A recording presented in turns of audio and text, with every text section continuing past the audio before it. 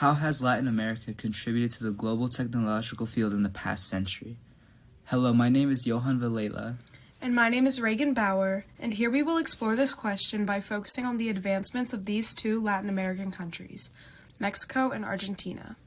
We'll track the technological advancement of these countries by exploring how their contributions are exploited for distribution and production by other, more developed countries. In the modern world, people look at screens every day. All of these screens can portray reality and display information through the use of design and color. But this was not always the case. There was a time that screens were just black and white, but in Mexico City, there was a man who hoped to change that. The 23-year-old inventor Guillermo González Camarena is the man responsible for this new world in color. In 1940, González applied for a patent for his new invention, the world's first television with color. In 1948, González started his own business with his invention, producing high-quality transmission equipment for private consumption. Eventually, that consumption would spread to the United States. By 1962, Guillermo González had refined his creations with new improvements and protections, which he released as the simplified two-color system.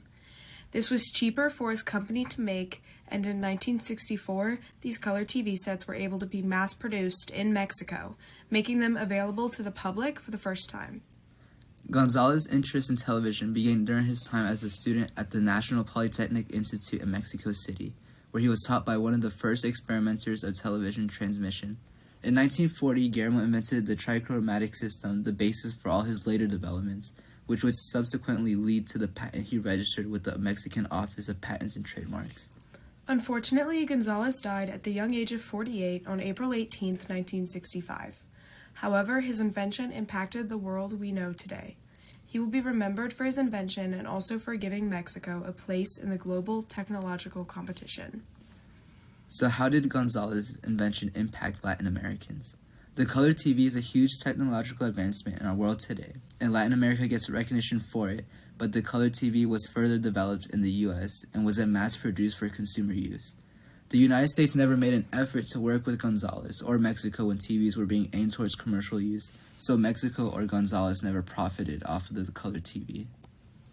Another invention we know in our world today is the contraceptive pill. The U.S. today is familiar with many brands of a contraceptive pill, but its origin is actually rooted in Mexico. In the 1950s, Mexico, along with the rest of the world, was a society that held women down. Women going to school, women pursuing their own careers, those ideas just weren't accepted. Women were seen as only wives and mothers, and through this, the need for the pill was born. In Mexico, hormones were only to be prescribed for any reason other than birth control. The Catholic Church had a big hand in the negative taboos surrounding birth control and had no problem speaking against scientists of the time. The first form of the contraceptive pill was created in the 1940s by chemist Dr. Carl Gerasi in Mexico City. It was a progesterone pill made out of wild yam roots. Gerasi didn't have the facilities to distribute the pill or mass-produce it, so it wasn't commercially available until 1960. Later, the U.S. version was made by Frank Colton. In the 1960s, a new sexual revolution was made that made women as sexually free as men. The pill gave women control over their own bodies and lives. Women could plan their families and pursue professional careers.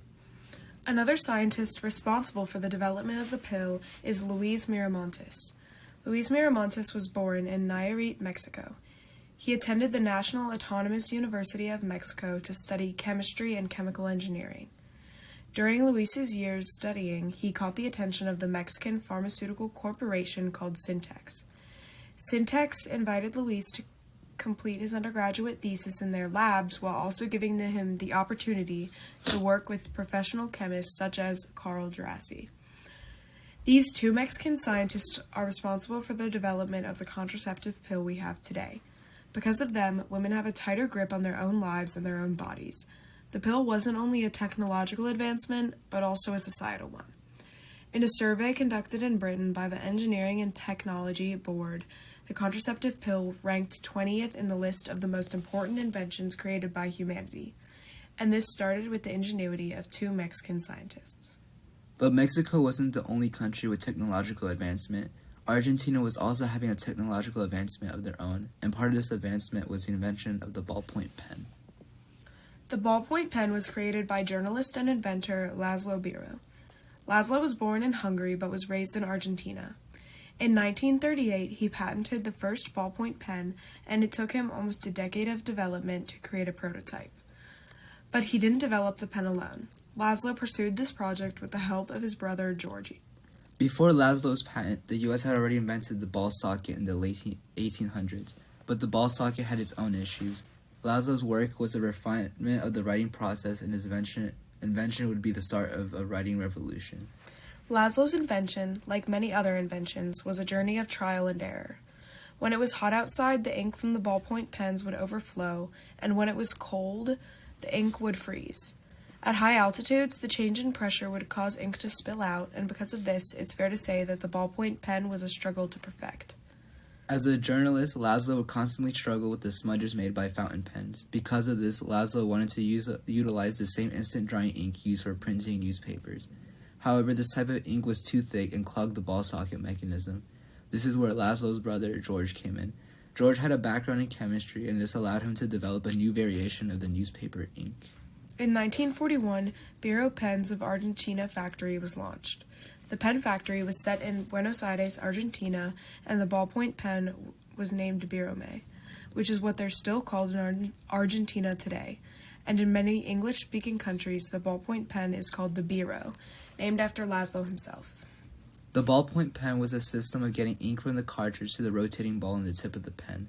It's a unique invention, while it's an impressive feat, it couldn't have come at a more perfect time. The education and literacy rates were increasing steadily during this time, so when the ballpoint was being produced, there was already a market for it. While the business side of Laszlo's pen wasn't as impressive as the invention itself, through the help of Marcel Bic, the Birome finally made it to the U.S. Marcel Bic was a French manufacturer who understood the potential value of a working ballpoint. He licensed the designs of Biro's ballpoint pens for $2 million. This is what gave birth to the company Bic in 1953. Bic is now a well-known pen manufacturer all over the world and is responsible for the most sold writing utensil in the entire world, the Bic Crystal. Bic was the first company to make disposable pens an accessible product for all people.